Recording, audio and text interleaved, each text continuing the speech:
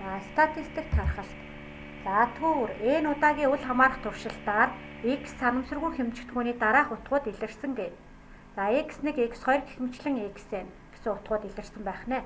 Энэ хэмжээс төвөр бөгөөд энэ хэмжээс статистик цуваа гэж нэрлэдэг энэ төврөө цувааны хоорондоо ялгаатай гишүүдийг вариантууд гэх ба вариантыг үсэг дарааллаар ирэмэлсэнийг дискрет вариацийн цуваа гэдэг.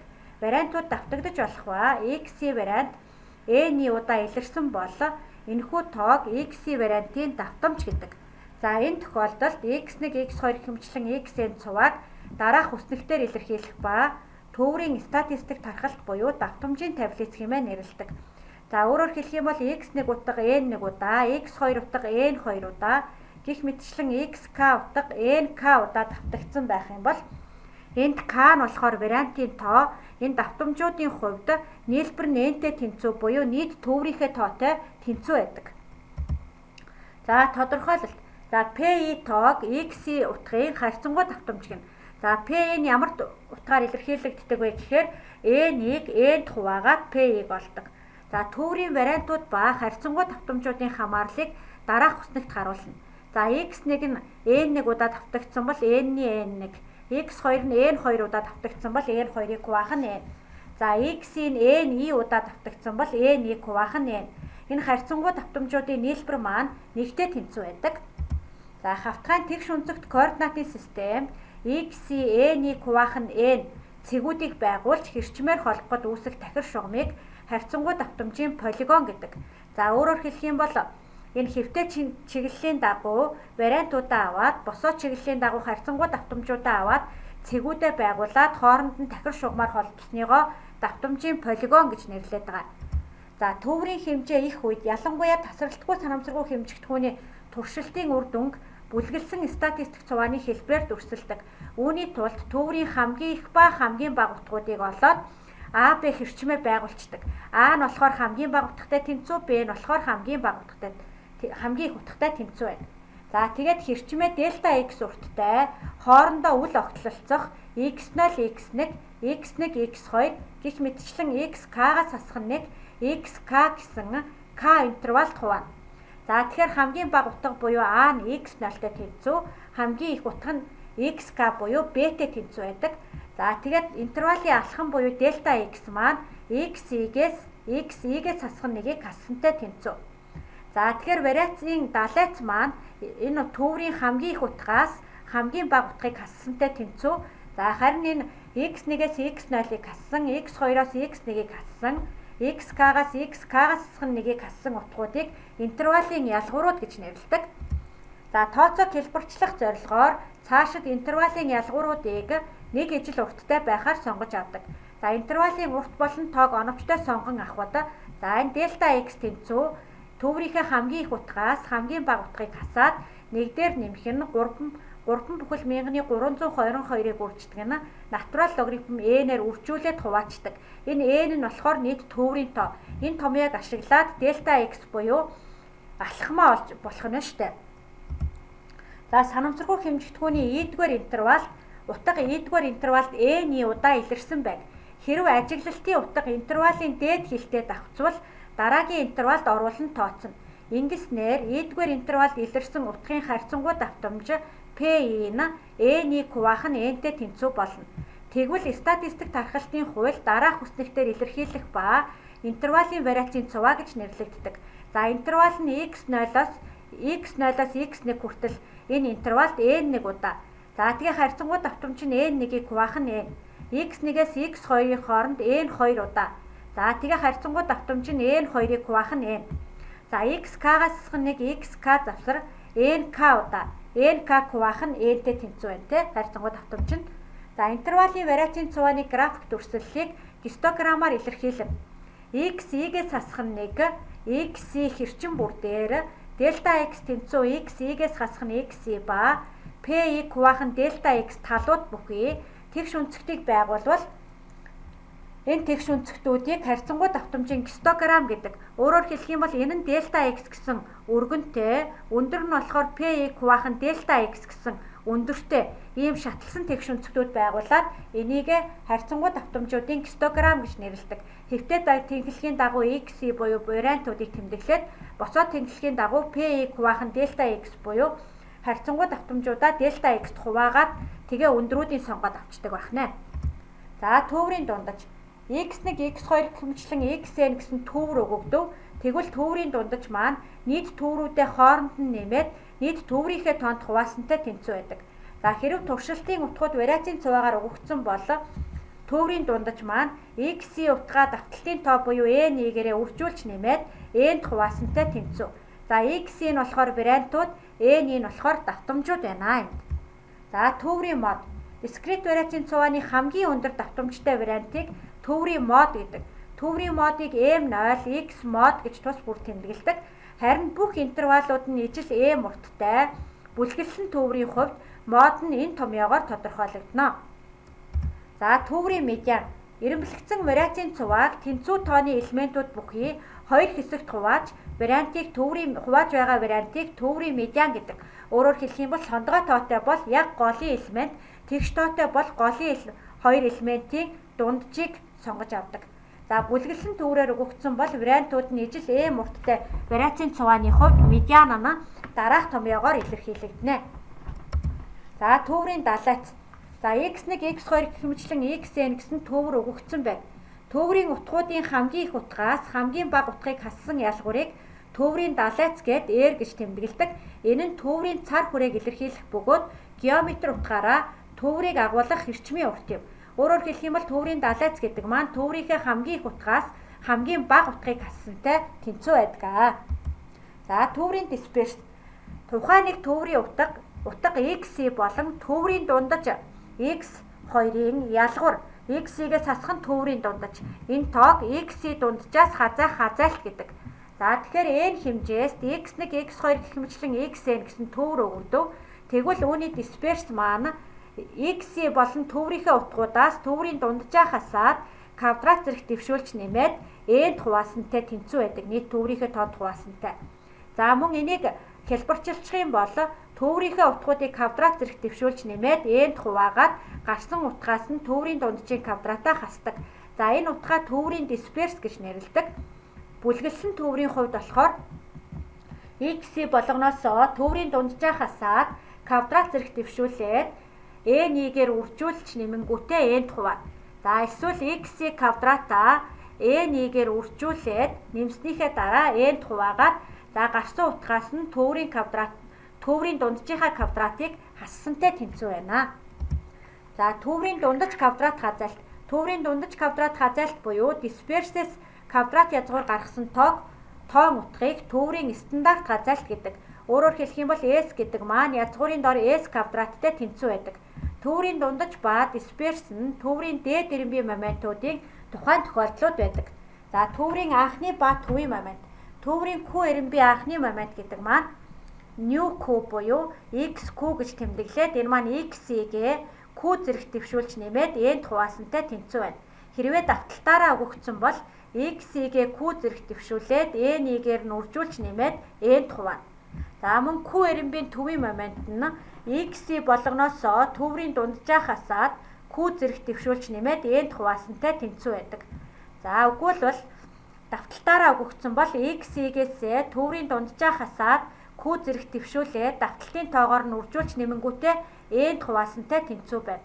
За төврийн асасимметрийн коэффициент буюу тэгш шимийн коэффициент гэдэг маань төврийн 3 дугаар ирэмбийн төвийн моментыг дундаж квадрат хазайлтын 3 зэрэгт хуваадаг.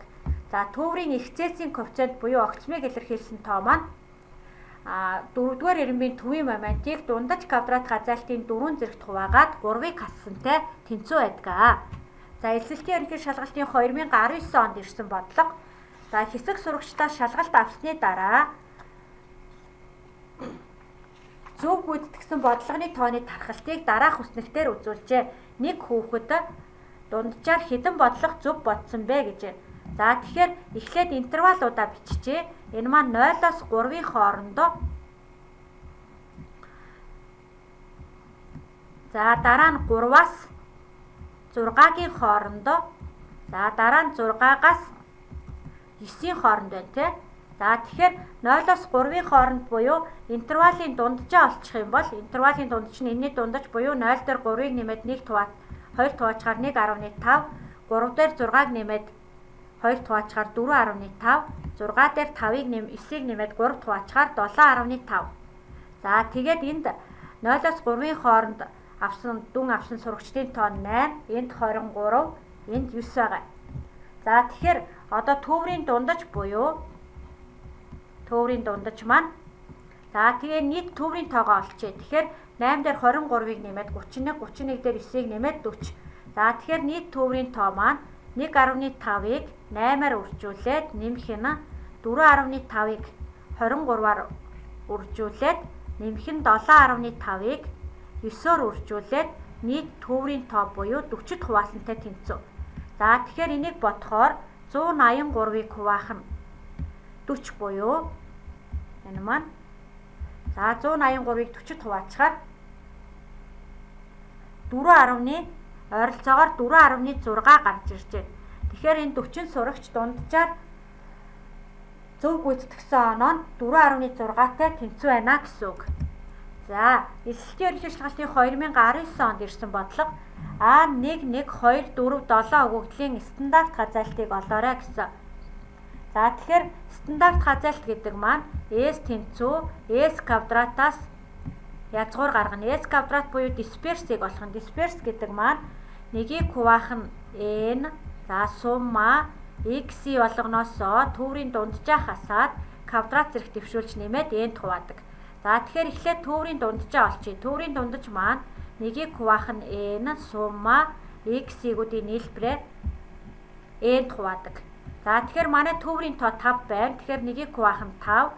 За энэ төврүүдээ нэмчи 1 дээр нэмэх нь 1, нэмэх нь 2, нэмэх нь 4, нэмэх нь 7 буюу энэ маань 5-ны за ингэ 3.15 юм байна тий.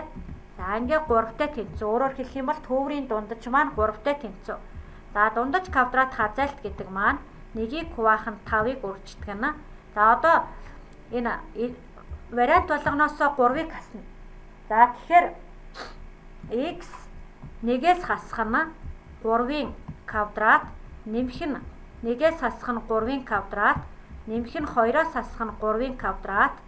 За тэгээд нэмэх нь 4-оос хасах нь 3-ын квадрат, нэмэх нь 7-оос хасах нь 3-ын квадрат. За тэгээд эдгээрийг нэмчихье. За тэгэхээр 5-ны 1-ийг үрждэг нь.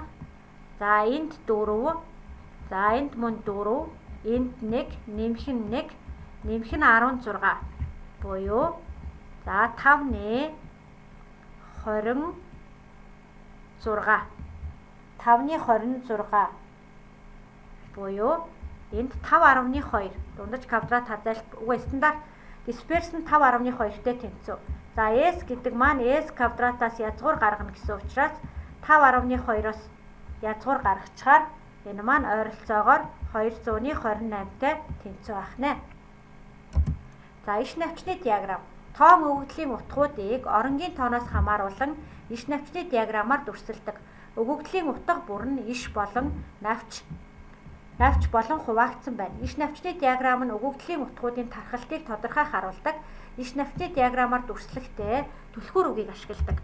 За жишээ нь өгөгдлийг иш навчны диаграмаар дүрслээрэй гэж байгаа. За тэгэхээр энэ ийм төвөр өгөгдсөн. За 49 гэх юм бол 4 гээд урт талд нь иш нь болохоор аргатын орно нь. За нэгжийн орно нь арт талд нь навч нь болоод зурагдчихна гэсэн үг. За эхлээд төврөө ингээд замбраагүй бичснийхээ дараа энийг бүлгэлцдэг. 34 гээд тэгэхээр хамгийн бага утга бүл нөгөө ихээс нь бага руу нэрмэлчгээрээ 64 нь болохоор хамгийн их утга. Хэрвээ энэний далайцыг олоо гэсэн байвал хамгийн их утга буюу 64-өөс нь хамгийн бага утга буюу 34-ыг хасаад энд 30 гарна гэсэн үг. Далайц нь 30-тай тэнцүү байна гэсэн үг. За дээд доод кавитал хоорондын далайц олох. Өсгөр эренбэлсэн өгөгдлийг тэнцүү тооны утгатай хоёр өгөгдөл болгон зааглах утгыг медиан гэдэг. За медиана Q2 гэж тэмдэглэжээ. За медианы зүүн талд орших өгөгдлийг доод хагас өгөгдөл, баруун талд орших өгөгдлийг дээд хагас өгөгдөл гэдэг. За доод хагас өгөгдлийнхөө медианыг доод кавитал, дээд хагас өгөгдлийнхөө медианыг дээд кавитал гэж нэрлээд Q1, Q3 гэж тэмдэглэдэг. Тэгвэл медиан медиан ба дээд доод кавертилууд эренбэлсэн өгөгдлийг тэнцүү тоотой 4 өгөгдөл болгон хуваадаг. За өөрөөр хэлэх юм бол төврээ эхлээд яг дунджийг олоод медианыг олчж байгаа. Тэрийгэ Q2 гэж тэмдэглэж байна. За тэгээ Q2-ийнхоо зүүн талд оршиж байгаа утгуудаас ахаад медианыг олоод тэрийгэ Q1 гээд доод кавертил гэж тэмдэглэж байна. За баруун гар талд оршиж байгаа элементүүдээсээ яг дунджийг олоод тэрийгэ Q3 гэж тэмдэглээд дээд кавертил гэж нэрлэждэг. За тэгэхээр дээд доод кавертилууд маань төврийн утгыг ингээд 4 тэнцүү хэсэгт хувааж байна. За өгөгдлийн хамгийн бага утгыг хамгийн бага утга, хамгийн их утгыг хамгийн их утга гэвэл далайц нь хамгийн их утга ба хамгийн бага утга хоёрын ялгуур байна. За үүнтэй адилаар дээд кавертилаас доод кавертилийг хасныг кавертил хоорондын далайц гэж нэрлэдэг. За кавертилуудыг дугаараар нь дараах дүрмээр тодорхойлдог. За N-ийг 4-т хуваахад үлдэгдэл нь 2 гарч ивэл доод кавертил байрлах дугаар маань N дээр нэмэх нь 2-ыг хуваах нь 4-тэй тэнцүү. За медианы байрлах дугаар маань N дээр нэмэх нь 1-ийг хуваах нь 2-тэй тэнцүү. За дээд кавертилийн байрлах дугаар маань 3N дээр нэмэх нь 2-ыг хуваах нь 4-тэй тэнцүү. За бусад тохиолдолд доод кавертилийн байрлах дугаар маань N дээр нэмэх нь 1-ийг хуваах нь 4, медианы байрлах дугаар маань N дээр нэмэх нь 1-ийг хуваах нь 2, дээд кавертилийн байрлах дугаар маань 3-ыг үрждэг нь N дээр нэмэх нь 1-ийг хуваах нь 4-тэй тэнцүү байна. За хэрвээ эдгээр утгууд бүхэл гарахгүй бол харгалзах кавертилууд нь түүний хоёр талд хамгийн ойр орших 2 бүхэл тоон дугаартай утгуудын арифметик дундажтай тэнцүү байдаг. За жишээ нь 2, 3, 7, 9, 10, 11, 14, 16 өгөгдлийн дээд доод кавертил ба кавертил хоорондын далайцыг олоо гэж байна. За тэгэхээр энийг эхлээд за өгсөх хэрэмээр байрлуулсан байна те 2, 3, 7, 9, 10, 11, 14, 16. За энэ маань нийтдээ 14 2 удаа юм байна те. Нийтдээ 9 өгөгдөлтэй тоо байгаа учраас яг голын элемент буюу 10 маань Q3. За Q3 нь 10-тай тэнцүү. За энэ Q1 буюу 10-аас зүүн гар талд оршиж байгаа 4 элемент байгаа учраас энэ 3, 7, 2-ын дундаж маань Q1. Q1 гэдэг маань 3 дээр 7-ог нэмээд 2 хуваасантай тэнцүү буюу 5-тай тэнцүү. За Q3 гэдэг маань за энэ баруун гар талд оршиж байгаа 4 тооны дундаж учраас 14 дээр 14-ийг нэмээд 2 хуваасантай тэнцүү буюу 14 дээд кавертил. За кавертил хоорондын далайц гэдэг маань Q3-аас хасах нь Q1 гээд 14-өөс хасах нь 5 буюу 9-тэй тэнцүү гарч ирж байна. 9 гарч ирж байна. За эсэлтийн ерөнхий шалгалтын 2021 оны бодлого 9 сар сурагчийн математикийн шалгалтын оноо өгөгдсөн байна. Сурагчдын онооны кавертил хоорондын далайцыг олоорой гэж байна. За тэгэхээр эхлээд энийг өсөх хэрэмээр байрлуулна. Хамгийн бага нь 51, за тэгээд 56, за 62 2 удаа, за тэгээд 70, за 78, 83, 85, 100 гэсэн элементтэй. За 9 элемент байгаа учраас яг голынх нь медиан буюу энийгээ Q2 гэж тэмдэглэж байна. Энэ маань 70. За 70-аас зүүн гар талд оршиж байгаа 4 тооны маань дундаж нь болохоор Q1 буюу дот кавертил. Тэгэхээр 56 дээрээ 62-оо нэмээд 2-т хуваачна. За тэгэхээр энд 59 гарч ирж байна.